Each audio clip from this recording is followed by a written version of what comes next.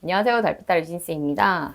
선생님, 오늘은 리보와 앤이라는 책을 가지고 왔습니다. 이 책은 중학년 친구들에게 추천을 하고요. 제23회 문학동네 어린이 문학상 대상 수상작으로 책이 좀 얇고 그리고 여러분들이 조금 흥미를 느낄 만한 그런 인공지능 로봇들이 등장을 해가지고 좀 더 재밌게 읽을 수 있지 않을까 이런 생각이 들었는데, 사실 읽고 나면 좀 계속 이렇게 생각을 하게 되는 그런 책이에요.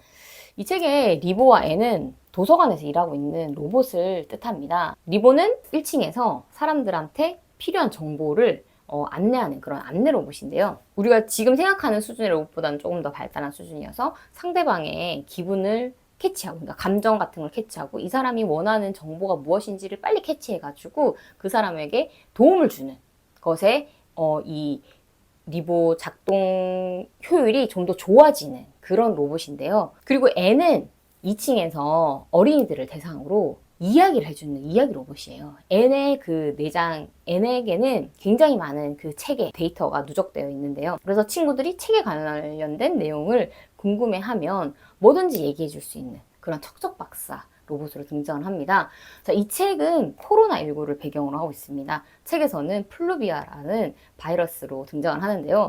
우리가 지금 겪었던 2019년의 시점보다는 조금 더 먼 미래를 배경으로 하고 있다는 생각이 드는데요. 책의 초반에는 리보와 앤이 어떤 일을 하는지, 도서관의 활기찬 분위기 이런 것들을 보여주다가 갑자기 그 플루비아가 확산이 되면서 도서관이 셧다운되는 일이 발생을 합니다. 그러면서부터 이제 이야기가 본격적으로 진행이 되는데, 이 리보라는 로봇은 아까 얘기를 했다시피 그 사람과 소통을 하면서 사람에게 좀 더 뭔가 좋은 정보를 제공하고 함으로써 이 로봇의 성능이 좀 더 이제 좋아지는 그런 시스템으로 설계되었는데, 사람들을 더 이상 만날 수 없게 되면서 로봇의 성능은 이제 점점 떨어지고 있는 거예요. 앤도 마찬가지입니다. 친구들을 만나서 좀 더 많은 이야기를 해주고, 그렇게 하면서 이제 이 로봇이 계속 작동을 해야 되는데, 이 고립된 상태에서 성능이 점점 이제 저하되는 그런 모습들을 보여줘요. 어떻게 보면 굉장히 아이러니한 모습이죠. 우리가 생각하는 로봇은 사실 그렇게 만약에 셧다운 됐을 때 도서관에 이 로봇들을 데리고 나와야지 라고 생각하는 사람은 별로 없을 거예요. 왜냐하면 그 도서관에 그냥 로봇들이 방치되어 있어도 이 로봇은 고장나지 않을 것이다. 어른들은 사실 막연히 이렇게 생각을 할 것 같거든요. 기계잖아요.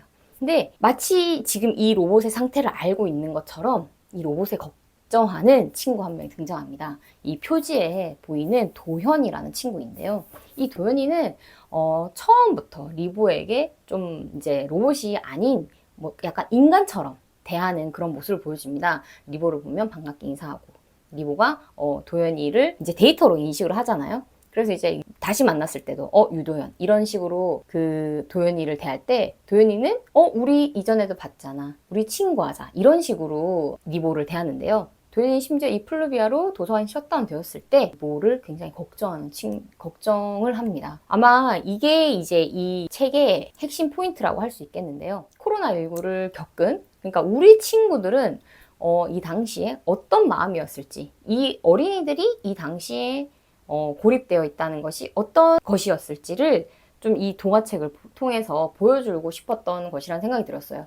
도연이 역시 고립이 됩니다. 그러니까 아이와 로봇이 둘 다 고립이 되는데, 로봇은 로봇대로 딱히 걱정을 하는 이가 없고, 도연이는 도연이대로 우리가 코로나를 겪었지만 정말 바깥 세상도 정말 그 코로나가 굉장히 심했을 단계에서는 모든 것이 좀 제한되는 상황이었잖아요. 누구를 만나는 것도 쉽지 않고, 밖에 나가서 노는 것도 쉽지 않고.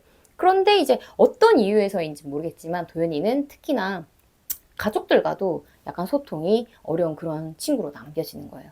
그래서 이제 도연이와 리보가 서로 어떤 소통하는 그 방식이 그려지는데, 리보가 이제 어떻게 작동이 되냐면, 리보는 아이들에게 좀 더 친화적인 그런 로봇으로 만들어졌기 때문에 아이들과 이제 뭐 사진을 찍고 그 사진을 그 친구의 휴대폰으로 전송해주고 그런 기능이 있어요. 그래서 그 사진 찍는 기능을 활용해가지고 도연이와 이제 메시지를 주고받습니다. 물론 리보가 내가 이랬어 이렇게 채팅을 하는 게 아니라 책에 그 표지, 제목 있잖아요. 그런 것들을 찍어서 서로 이제 사진으로 소통을 하는 거죠.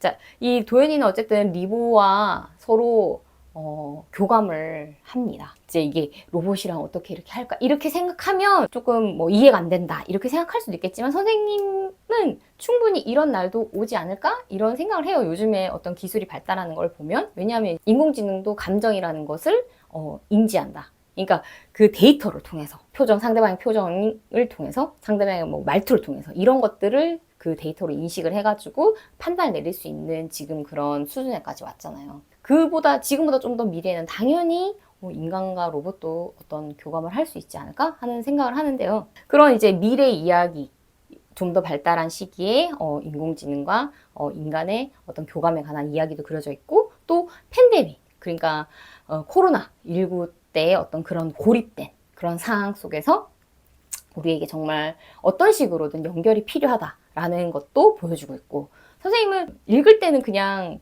로봇과 아이의 어떤 이야기라고 단순하게 생각을 했었는데, 오히려 읽고 나니까 이거를 이제 말로 설명을 하려고 하니까 굉장히 어렵다, 이런 느낌을 가졌어요.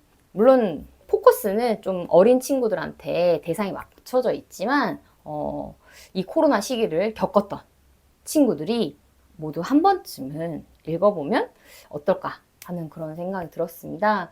처음 이제 학교에 갔을 때, 그때 선생님은 이제 6학년 친구들을 가르쳤었는데요.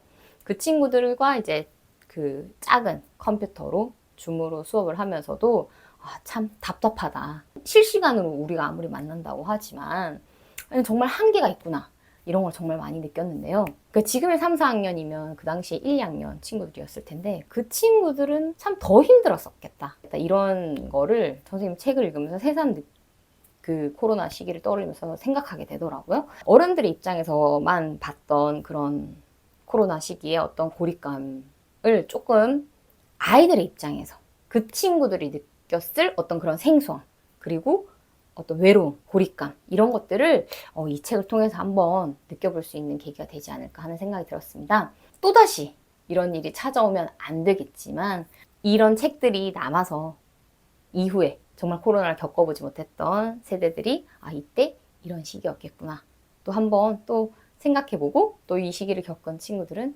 내가 그때 그랬지, 이렇게 한번 또 생각해볼 수 있는 그런 계기가 되지 않을까 한번 생각해봅니다. 유인쌤 책 오늘은 여기까지 할게요.